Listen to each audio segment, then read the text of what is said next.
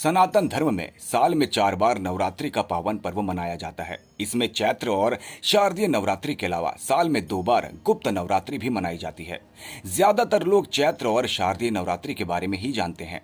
इन दोनों नवरात्रि में माता दुर्गा के 9 रूपों की सात्विक पूजा व व्रत किया जाता है।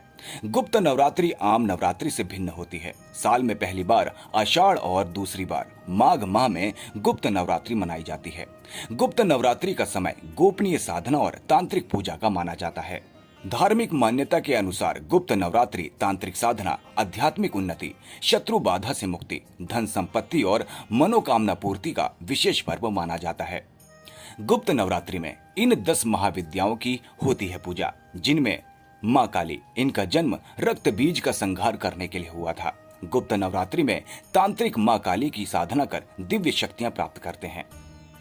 मां तारा जीवन की सभी समस्याओं से मुक्ति दिलाती हैं। अघोरी मां तारा की साधना करते हैं। इनकी साधना से शांति और समृद्धि भी प्राप्त होती है।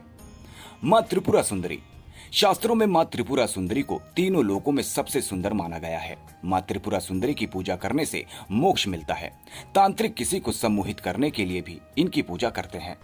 मां भुवनेश्वरी पूरे संसार का पालन पोषण करती हैं। मां आकाश, वायु, पृथ्वी, अग्नि और जल का निर्माण करती हैं।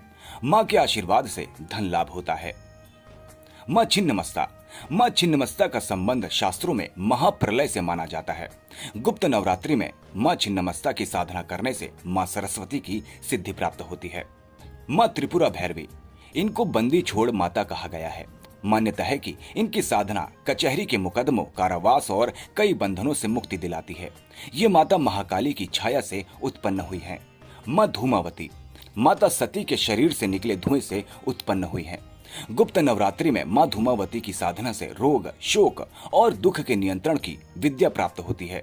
मां बगलामुखी माता, गुप्त नवरात्रि में मां बगलामुखी की साधना करने से शत्रु और विरोधियों पर विजय प्राप्त होती है। महाभारत काल में श्री कृष्ण और अर्जुन ने भी कौरवों पर विजय हासिल करने के लिए बगलामुखी मां की पूजा की थी। मां मातंगी वाणी और संगीत की अधिष्ठात्री देवी हैं। इनकी आराधना करने से ग्रस्त जीवन में सभी सुख प्राप्त होते हैं। यही वो देवी भी हैं जिनको जूठन का भोग लगाया जाता है। मां कमला भाग्य, सम्मान, पवित्रता और परोपकार की देवी हैं। मां कमला तांत्रिक लक्ष्मी भी कही जाती हैं। हर महाविद्या का अपना अलग महत्व माना गया है। मां बगलामुखी शत्रु विजय, मां कमला धन समृद्धि, मां मातंगी वाणी सिद्धि और मां काली भय एवं नकारात्मक शक्तियों से रक्षा का आशीर्वाद देती हैं।